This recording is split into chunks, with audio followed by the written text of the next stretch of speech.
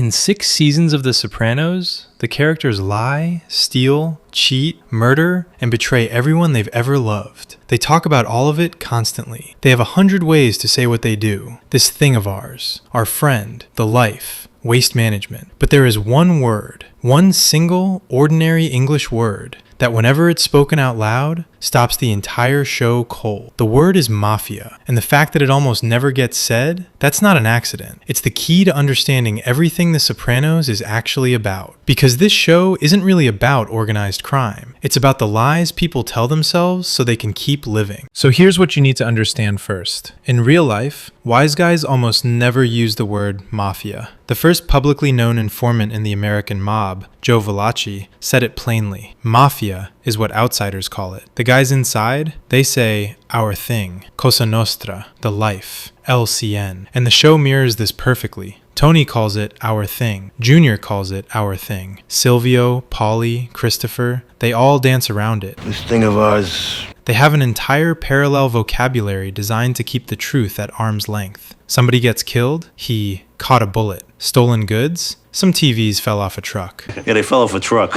A woman beaten to death by Ralph Cifaretto, she tripped and fell. Now, on the surface, this sounds like legal strategy. Omerta, the code of silence. You never acknowledge the existence of this thing, ever. And yeah, it functions that way. But David Chase is doing something much deeper. Because these euphemisms aren't just a legal defense, they're a psychological one. They're how these men live with themselves. When you never name the thing you are, you never have to confront what the thing actually does. You get to be a waste management consultant, a businessman, a family man, a guy who occasionally colors outside the lines. The language isn't protecting them from the FBI, it's protecting them from their own reflection. Which brings us to College, Season 1, Episode 5. Still early, the show is still finding itself, and in one car ride through Maine, a teenage girl does something nobody in Tony Soprano's entire world has the guts to do. Meadow asks her father, "Dad, are you in the mafia?" Are you in the mafia? Watch Tony's face when she says it. He doesn't get angry. He doesn't deflect. For a split second, he looks like he's about to have another panic attack. Because this isn't a rival boss challenging him. This isn't an FBI agent wiring up a snitch. This is his daughter, the person he is doing all of this for, asking him to say the thing out loud. And the word itself does the damage. Not, are you in waste management? Not, do you know those guys? The mafia. The actual word. The one that carries 100 years of meaning, of cultural weight, of indictment. Tony can lie to therapists. He can lie to his wife. He can lie to himself across years of sessions with Dr. Melfi. But when his teenage daughter puts the word right in front of him, there's nowhere to go. The euphemisms don't work. The veil doesn't hold. He does what he always does. He gives her a half-truth. Yeah, some of his income comes from illegal activities, but no, there is no mafia. Notice, even in this moment of rare honesty, he still can't say the word. He can get close. He cannot cross the line. And there's Nathaniel Hawthorne's quote on the wall at Bowdoin College, Hawthorne's own alma mater, about how no man can wear one face to himself and another to the multitude without finally getting bewildered as to which one is real. That's not subtext. That's the thesis of the entire show, etched into a wall in episode 5. But here's where it gets even more brutal, because the word doesn't just shatter the people in the life, it shatters the people who benefit from it. Season 3.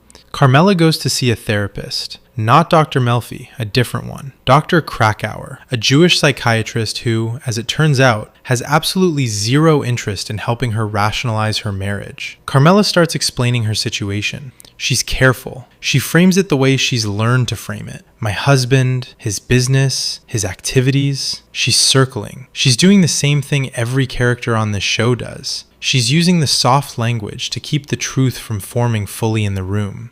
And then she crosses a line she can't uncross. She says her husband's crimes are organized. Dr. Krakauer responds with one word, the mafia. Organized crime. The mafia. And Carmela breaks. She doesn't argue. She doesn't push back. She gasps. The word hits her like a physical force because somebody outside the family, outside the bubble, has just ripped the curtain aside and shown her the architecture of her entire life. The huge house, the furs, the cars, the shopping, the donations to the church, all of it. funded by the mafia. Not this thing of ours. Not some colorful Italian-American subculture. The mafia. And she knows it. She has always known it. But she has never heard an outsider say it to her face with zero euphemism. Dr. Krakauer tells her to take the children and leave Tony. He refuses to take her money. He calls it blood money.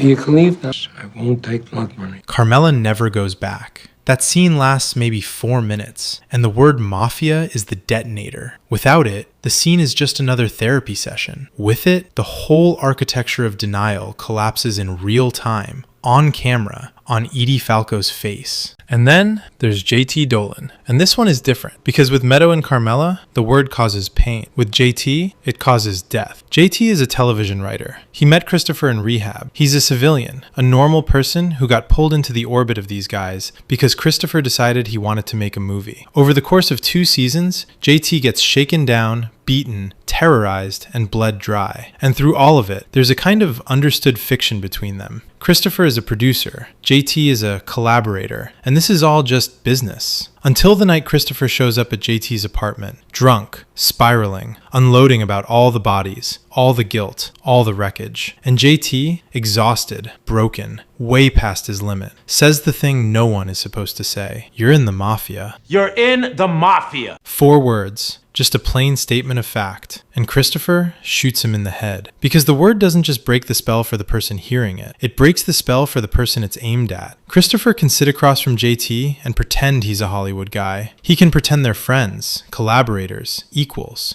But the second JT calls it what it is, you're in the mafia, all the fantasy Christopher has built around himself evaporates. He's not a filmmaker. He's not a producer. He's a killer who has wandered into a civilian's apartment to unload his sins. And the civilian just held up a mirror. Christopher doesn't shoot JT because he's angry. He shoots him because the word made the truth too loud to live with. So here's the deeper pattern. Every time the word mafia shows up in this show, it functions the same way. It is the thing that cannot be euphemized. It is the truth none of these characters can survive hearing. And the show actually builds this idea into its structure. The phrase, this thing of ours, About this thing ours?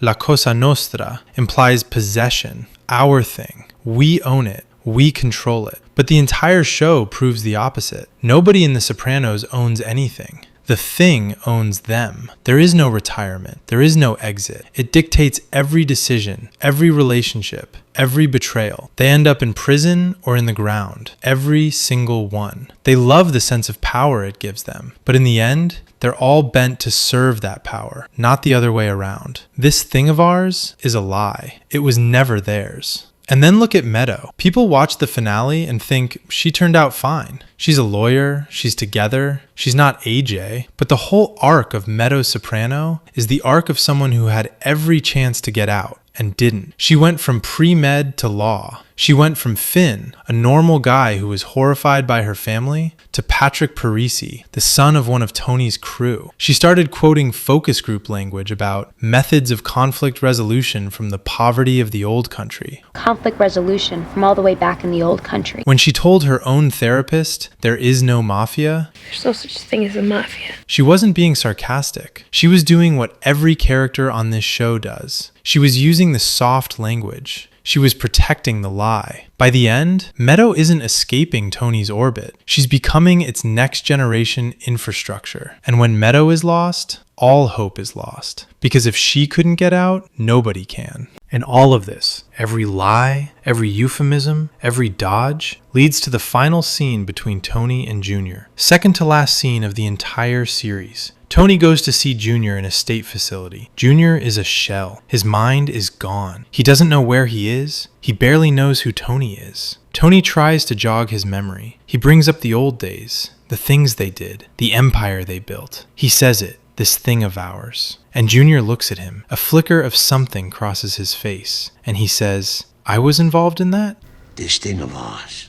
I was involved with that? Tony tells him yes. You and my dad, you two ran North Jersey. And Junior just nods. That's nice. Well, that's nice. Think about what the show is telling you in this moment. A man who spent his entire life building power, accumulating fear and respect, running North Jersey, and in the end, none of it exists. Not even in his own memory. The phrase, this thing of ours, the phrase these men used their whole lives to dignify what they were, means nothing. It points to nothing. It was always nothing. You can spend a lifetime never saying the word mafia. You can hide behind every euphemism the old country ever invented, but in the end, the truth was never the enemy. The silence was. Because the silence didn't protect them. It just made sure that when the end came, they had no honest account of what their lives had actually been. That's where we leave Junior. Not feared, not respected, not even remembered, least of all by himself. A man reduced to a chair in a state facility with no idea what any of it was for. It's all a big nothing.